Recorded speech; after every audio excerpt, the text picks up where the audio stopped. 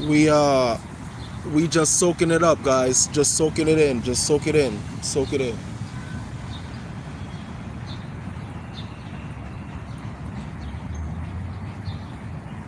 It's amazing to be free, you know. It's actually amazing to be free. Like, I'm literally outside right now. This is amazing, you know. But what's actually so amazing is the ability to constantly learn, no matter where you go, no matter who you are, and no matter where you're from, you know. And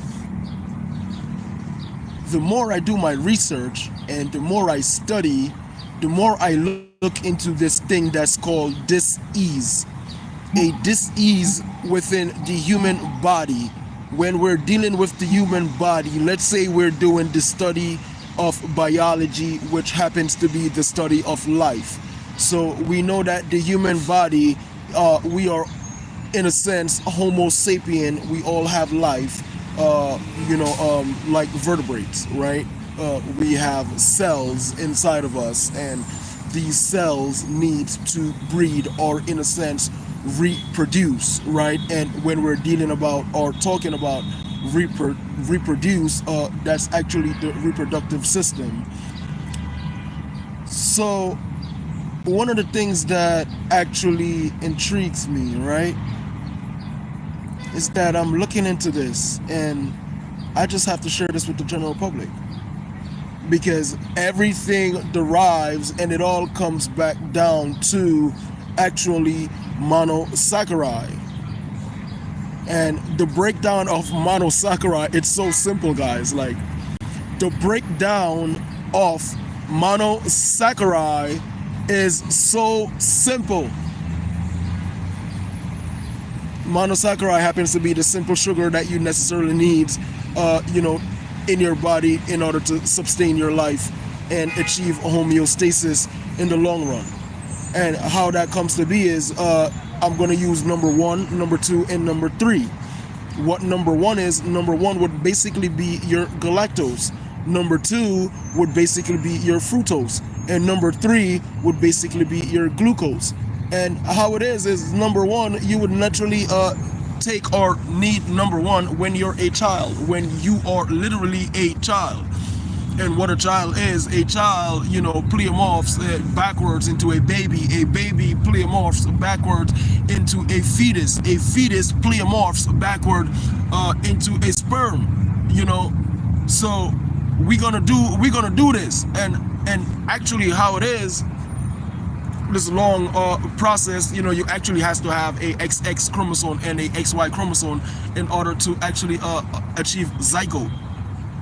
And if you guys has been actually watching my page, I think I have like several videos that explain what zygote is. So we're not really gonna go into the definition of what a zygote is, because everyone should actually know that a zygote is actually the fertilization of a male gamete and a female egg, and the fertilization of that brings this thing that's called a fetus. When the fetus is formed, the fetus is going to go ahead and pleomorphs, and like now you actually have a human being growing inside of another human being, or you have another Homo sapien growing inside of another Homo sapien. But when that happens, right? So when that happens, the pituitary gland is normally going to send this chemical to the thyroid gland, and she's actually, being that she's with child, she's actually going to produce this chemical inside of her breast, because they have breast, the XX chromosome, and this chemical, she's going to create prolactin. And prolactin is actually the female's normal development of milk, right? So we pass that, and then we move on to these discomfort that's within the body. Because see, if we understand how, in a sense, creation works, when we're dealing with the reproductive system, that's literally an attachment to the pituitary gland. And the pituitary gland is an attachment to the thyroid gland, and the thyroid gland is actually an attachment to the endocrine system, right? This is all messenger system that I'm dealing with right now, right? So we're gonna leave these messenger system, and then we're gonna talk about these discomfort that I like to use, which is short for disease. Because when you dissect and decode something, or you dissect and you decode a disease happens to be a discomfort within the body. So this is how we break them down and actually find ways to alleviate these so-called discomfort that a person may be experiencing. And how we're gonna do that is we're gonna do it like this. So, ladies and gentlemen, if you guys are actually just joining this room, this is your boy ATP Aidenthepayden. I'm not a doctor, and I'm not a practologist, because this video right here, I digress. It's going to be rough, right? So this is what I came across. Everything derives and it comes back to this thing that I like to use. The name of it is called monosaccharide. And like I said, monosaccharide has three things: number one, number two, and number three. What number one is galactose, and we already know what galactose is. So we're going to move on to number two. And number two happens to be your natural fructose, which is from each and every fruits that's literally out there in the planet. Now, this is very serious, because most people, I wouldn't advise most people to just like eat random fruits just like that, because we have this thing that's called diabetes. That's actually it's really, how should I say this? It's really killing a lot of people that's here on the planet, and they really don't know how to actually find ways of regulating their blood sugar. But it is best and it is good that you guys came across this channel, because if you have diabetes and you watch my channel, you're not going to have diabetes anymore, because all these things is just like monosaccharide, which is your simple sugar that you need. So when you know what actual sugar correspond with your DNA, you're gonna start living your life better and experiencing life better. And this is what it is, because number two, which is fructose, would be your fruits, and number three, which is your glucose, that would be your vegetables. And when it actually comes to diabetes, it's not the fruits and it's not the milk, it's actually your glucose level. So a person experiencing diabetes, that's your glucose level. Your glucose is too high, and what happened is the pancreas is actually supposed to alert the beta cells. These cells is called the beta cells, and the beta cells produces insulin. So if the beta cells isn't producing insulin, that means there's a signal blocking the beta cell from actually doing their job, because they don't really know that they have to produce insulin prior to the blocking of these signals. And these signals happen to be your cell surface receptors. Y'all could actually Google these things. Y'all could look it up. Y'all could Google these things, because I actually do the necessary research, not just for myself, but actually for the general public, And when it comes to medicine, that happens to be. Medicine happens to be my hobby. What I do best, I study medicine. That's my hobby. That's what I do, medicine. So we move on to number three now. Three is your glucose level. So we have monosaccharide. This consists of fructose, glucose, galactose, fructose, and glucose. But I don't wanna lose y'all, because To be continued, there's this thing that's called disaccharide, there's this thing that's called polysaccharide, right? There's this thing that's called monomer, there's this thing that's called polymer, there's this thing that's called oligomere, stuff like that. So we're not really going to get into that at this current time, because those things happens to actually derives from monosaccharide. And how I can actually explain it to the general public is like, let's say someone gives you a table sugar, which is the table sugar, that's actually called sucrose, right? So when you do your research and you know what sucrose is, like let's say sucrose derives from monosaccharide, but in order to make sucrose, you would actually need fructose and glucose to make sucrose. So you make sucrose by using fructose and glucose. Like that's speeding up the molecular structure of two simple sugars. So now you actually make something that's complex. Now, see, this complex sugar that we've made, we would normally take this and we would normally take that, right, and we would put it inside of our we would normally take it and we put it inside of our mouth, right? When we put that inside of our mouth, that's literally now in a sense it's going to bond with your DNA, but no, it's now inside of, let's say, the GI tract, right? And this is how it is, because like when it comes to the GI tract, or no, I'm not even going to go there yet, because see, the GI tract itself, let's say you start, right, and you start by putting it inside, you put it inside your mouth, and when you put it inside of your mouth now, like you have these salivary glands, but I like to say the salivary glands, but these salivary glands is actually normally it's an automatic thing, just like I'm doing this with my eyes, but like the eye normally do this, so it's actually a automatic thing with the salivary glands. It's gonna normally produce saliva because you put something inside of your mouth and now you're chewing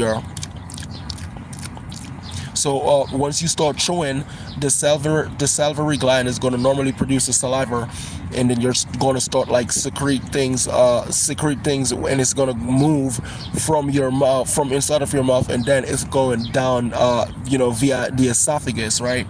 Now, it depends on what the general public is actually eating. If you're eating, let's say, things that contains disaccharide, or let's say you're eating things that contains polysaccharide, which is actually detrimental because that's actually complex. Remember, complex it go through metabolism inside of the gastrointestinal system, like, because it has to pass through the GI tract, and the GI tract literally starts with from the mouth. So you would normally put it in your mouth and it goes down via the esophagus, and now it's actually inside of your stomach. The stomach has its hydrochloric acid inside of there that's getting ready to break these things down for digestion. And how it is like the human body itself is consist of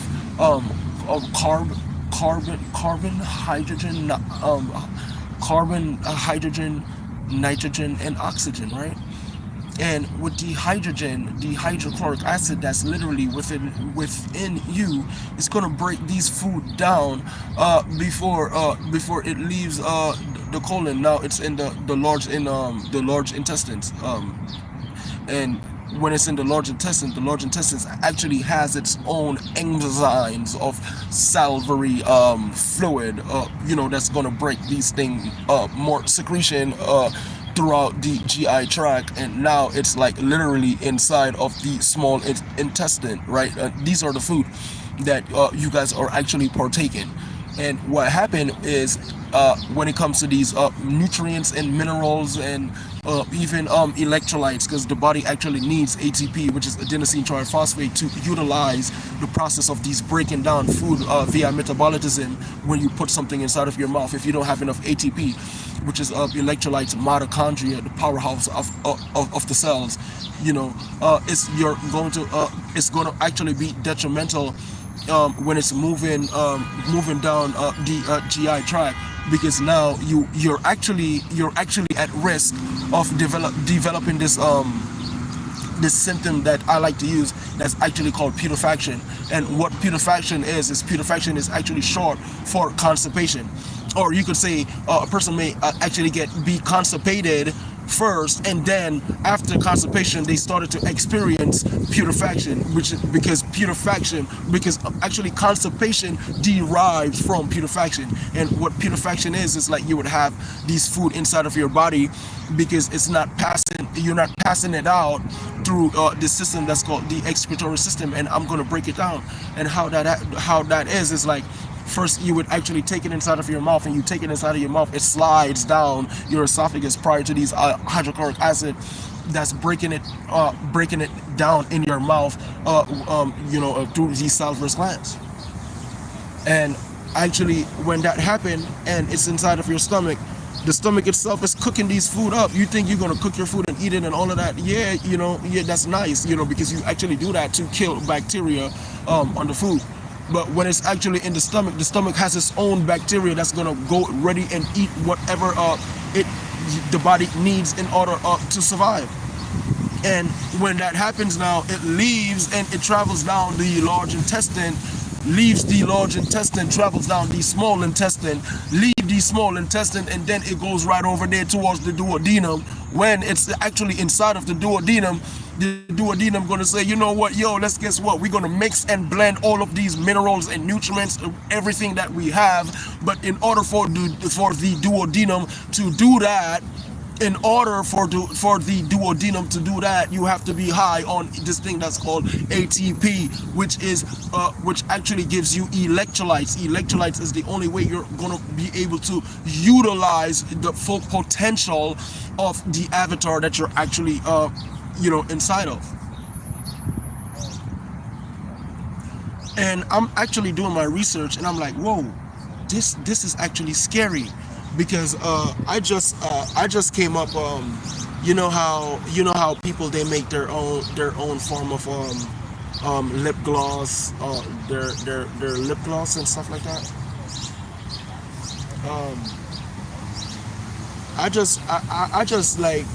I just discovered and created my own, let's say, how do I say this? Because I'm live right now, so how do I say this? I've just created, I didn't create a lip gloss, right? I've created like a butt glass, should I call it that? I've created a chapstick. I've created my own chapstick for the butt. I've created my own chapstick for the anus, right? And what that is like, when it comes to my chapstick, you could normally like, this is for topical remedy. Like I said, I'm not a doctor and I'm not a practologist. This is why I start this video off like this. But I've created my own chapstick for the anus. I've literally created my own chapstick for the ass, and what that is like, I've literally used only like 3 ingredients, and this is like for anyone that's like literally suffering from Crohn's disease, for anyone that's suffering from irritable bowel disease, and anyone that's suffering from like herpes zoster, because actually that's that derives and lives, and these things like lives in the GI tract. And how I figured this out, right? How I figured this out, right? So I figured this out because when it comes to Crohn's disease is like a lot of discomfort, literally in the GI tract, and irritable bowel disease is literally in the gastrointestinal system. And when it comes to the herpes zoster, that's actually literally in the gastrointestinal system, or you may say it's at the beginning of the GI tract, which happens to be the mouth. because if a person has the herpes zoster, you would see a lot of inflammation on their mouth, and you actually normally needs to partake and take something inside of the mouth, which starts the GI tract and ends the GI tract through the anal cavity, um, which happens to actually be the anus, right?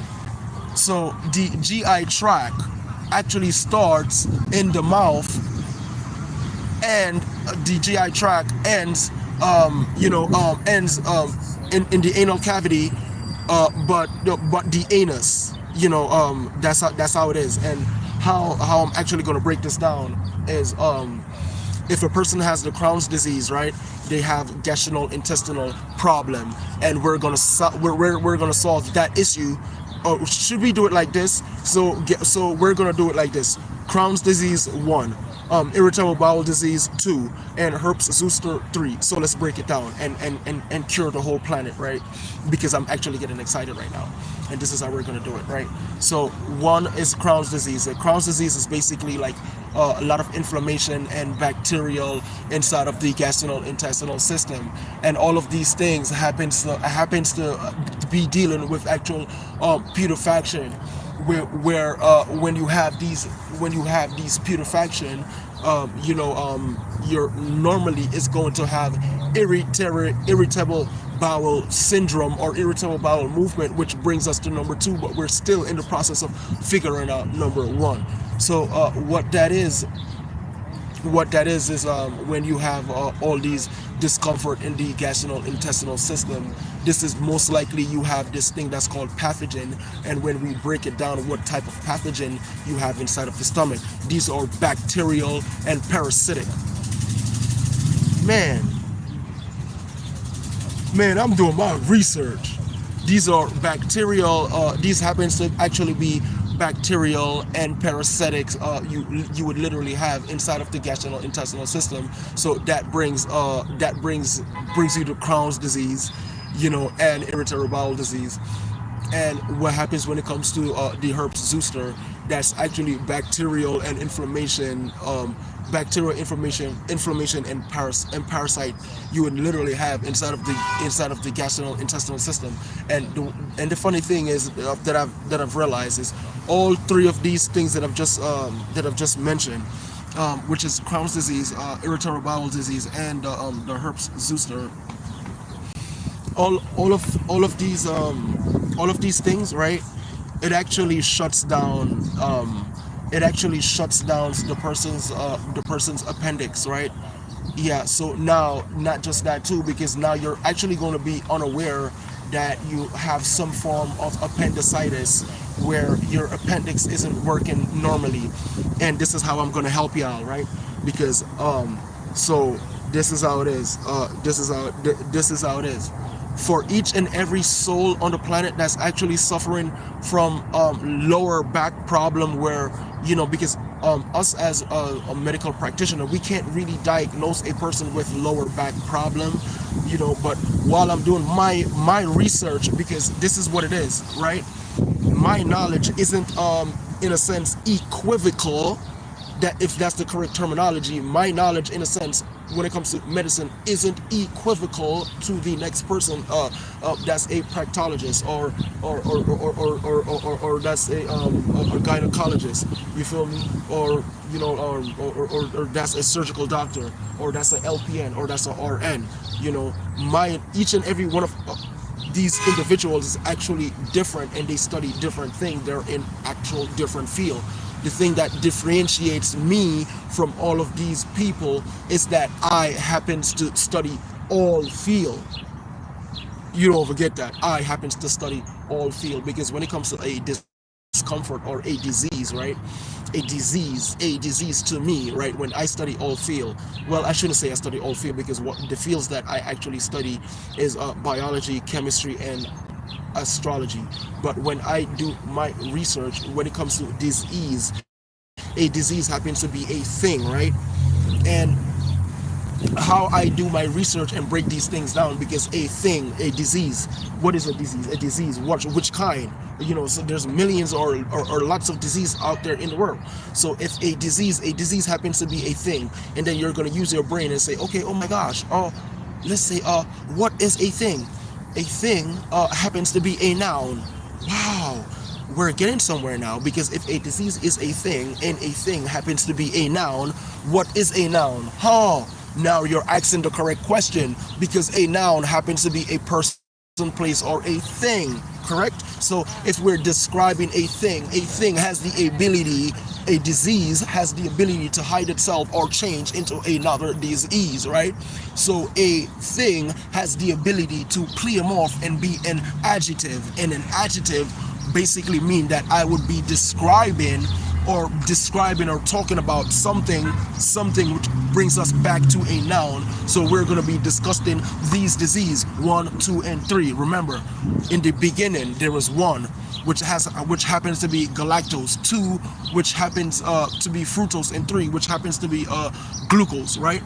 And then I speed it up, and then we have 1, which happens to be Crohn disease, 2, that happens to be irritable bowel disease, and 3, that happens to be herpes zoster. So what that is, when it comes to 1, is your GI tract is literally backed up, it's going through putrefaction. And in a sense, they actually may be a little bit of this thing that I like to use, apoptosis going on inside of the GI tract. Now, if you're having apoptosis going on inside of the GI tract, that's actually detrimental. So this is actually what's happening inside of your body. When you eat and stuff like that, your arteries is actually a little bit clogged, and whatever it is, even when it's trying to when it's actually inside of your rectum, these things is actually sticking to these cell walls, and when it actually sticks to these cell walls, it blocks these cell surface receptors, so you can't actually get to achieve homeostasis. And what it is like with the irritable bowel movement or syndromes and stuff like that. You ever go to the bathroom, and when you go to the bathroom, you just like started out like grr, grr, grr, it just like comes out like stuff like that, or stomachs hurt, and these are the we call them how do we call this? We call these things in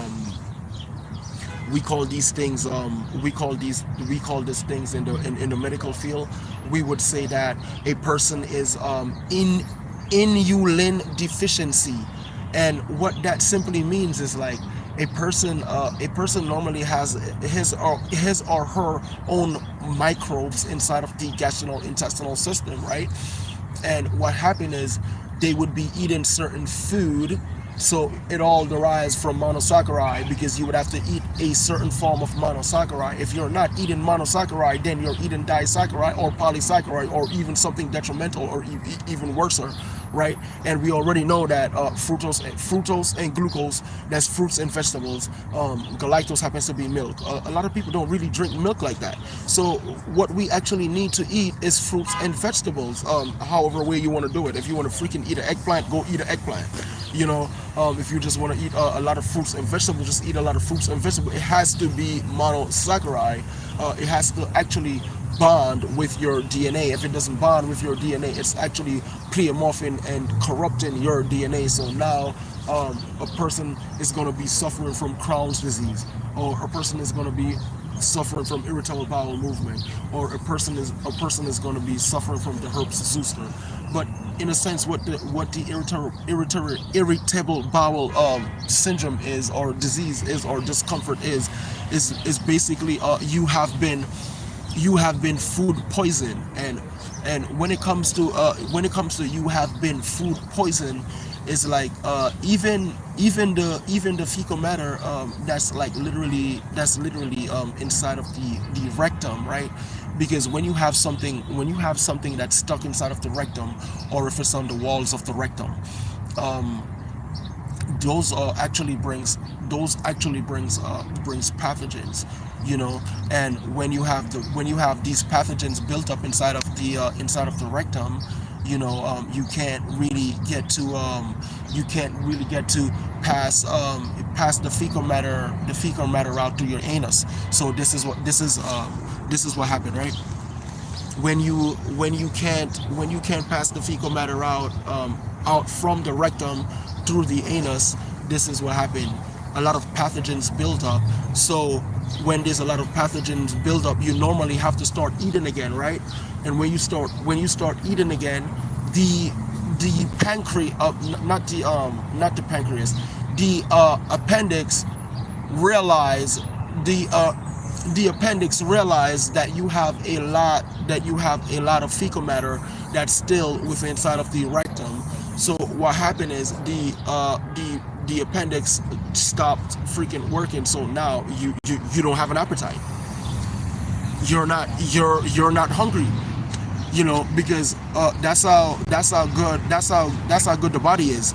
The body realizes that, hey, guess what? The rectum is already, which is actually a part of the GI tract, because it starts from your mouth and it comes to the anal cavity, which happens to be the last exit point is the anus, right? So if the anus is right here, then its next is the rectum, and the rectum is what stores and preserve all of these fecal matter that has literally, getting ready to transport to come out the anus, right?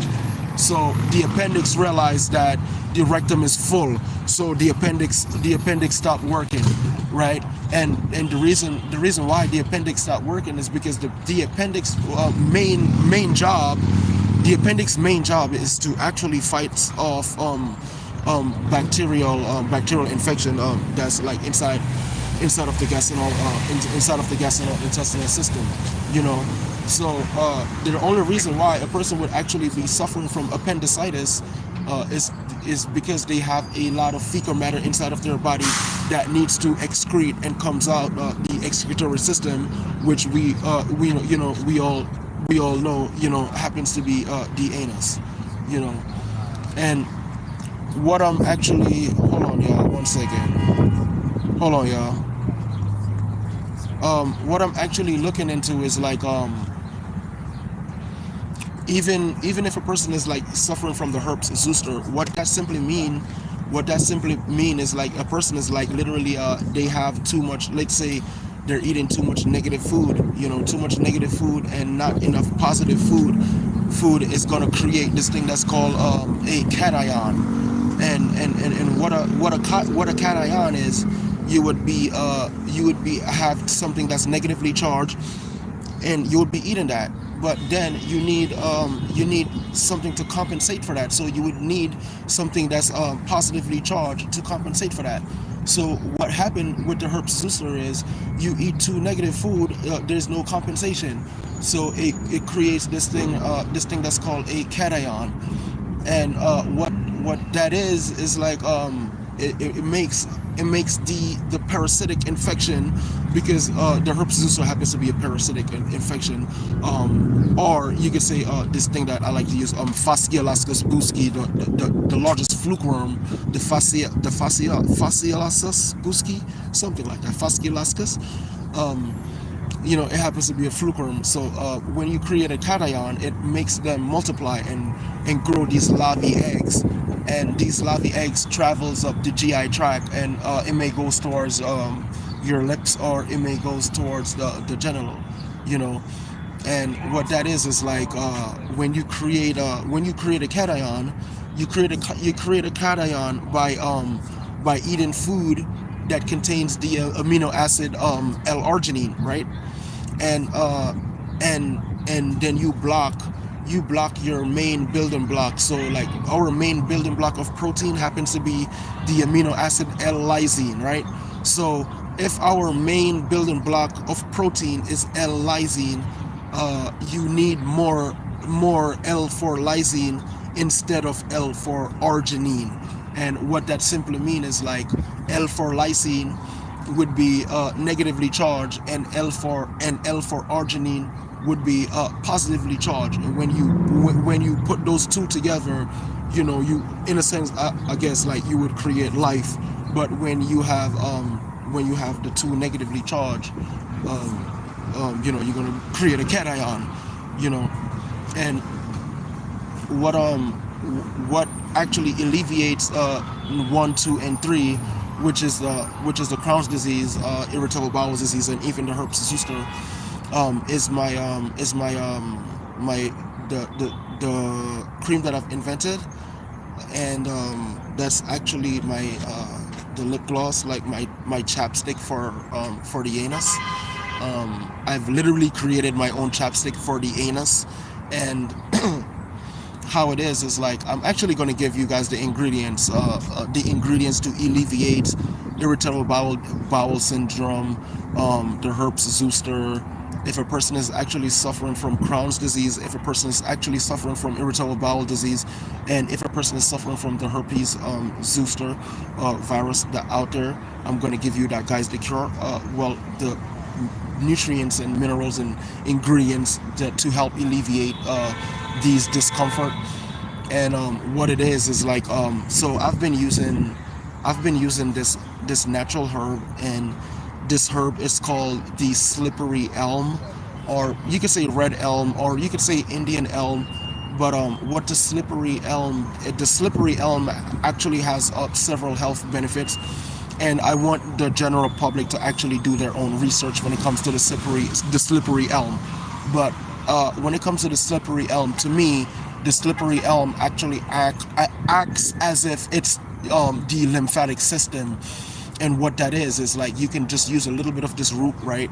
And if you use a little bit of this root with water, it creates this thing inside of the body, prior to its high mucilage content. I don't want to say too much, because I don't want, these people to like block my channel. I love what I'm doing. I love my channel. I love studying medicine. And like I said, I'm not a doctor and I'm not a proctologist, but what I'm looking into is like, this medicine, it acts as if it's like a diuretic. The slippery elm bark, it acts as a diuretic, right? And what that simply means is actually going to detoxify the body, and not just the body, it's going to detoxify the blood, and acts as a diuretic. Create mucilage, make things, or make everything easier to slide down your throat, right? And when things is more easier to slide down your throat, you already know what's going to happen, because now your cell surface receptors, the wall is actually cleaning the wall, and the walls and the tubes and everything that's inside of you is cleaning everything out. So you're actually flushing out your system when you take the slippery elm bark, and prior to the mucilage content, like that literally would kill most parasitic infection and bacterial, and then it's gonna make you be able to alleviates, let's say, putrefaction, because putrefaction happens to be in a form of constipation. So if you're actually constipated, you're not going to be constipated anymore. You're going to be using the bathroom more frequently now. And another thing about this herb, which is a slippery elm bark, for anyone that's like having like acid reflux, or it could be heartburn problem, this alleviates that in less than 10 minutes. Alleviates that in less than 10 minutes. So how I did for my topical remedy, I'm a person, everyone should know ATP, adenosine triphosphate, mitochondria. Everyone should know that me, when it comes to medicine, I don't just use one herbs. I like to use fortify. When you fortify, you're going to increase the natural potency of that drug, right? So what I did was I added just 1 spoon of the slippery elm bark, and I added this thing that's called the wormwood. And with the wormwood, that's a natural detoxifying properties that gets rid of parasites and worms inside of the body, because the herpes zoster happens to be a lot of worms built up, right? And the Crohn's disease happens to be irritable irritable bowel syndrome you're experiencing, where you have a lot of blockage throughout the GI tract, which starts from the mouth and ends throughout the anal cavity, which is the anus, right? And it all starts because you would have a lot of food inside of your stomach, which is the colon. And if you have a lot of food inside of your colon, you also have pathogens inside of your colon and parasites. And what the slippery elm bark does, it helps coat and soothe not just the lining of your colon, but the lining of your esophagus as well. And also I think it's also prior to the fortification that I use, because like if you, all right, for instance, right, let's say most people don't like to take topical medication, by when I say I mean internal medication, by taking it internally. So they would like topical where they could like rub it on their skin, right? uh what I did right, so you can use the aloe vera root powder, and you can use a little bit of coconut oil, and they got this other herb. The name of it is called the comfrey plant. So if you use a little bit of aloe, a little bit of comfrey, and some coconut oil, you just create your anti rash cream. So for everyone that's into like facial cream, and like for skin irritation and stuff like that, you could actually fuse these three ingredients together. You could literally get the aloe, the comfrey, and some coconut oil. And even if you're suffering from 1, 2, and 3, like I said, the slippery elm bark as well as the wormwood, those two herbs fused together works great for the body, ladies and gentlemen. So on that note, I hope y'all enjoy this little podcast of mine when I'm dealing with monosaccharide, because what monosaccharide is, that's our simple sugar that we need to eat. So whenever we take something that's complex, we make our life a little bit more detrimental. That comes detrimental for us, because now our body go through metabolism whereby we break these complex food down back into its simplest form, and then it's going to get ready for digestion. And when it has to break down complex wise back to simple wise, that's taking too long. So that's actually what brings this thing that's called putrefaction. On that note, I'm your man ATP. You already know I'm not a doctor, I'm not a practologist, but peace. That's all it is.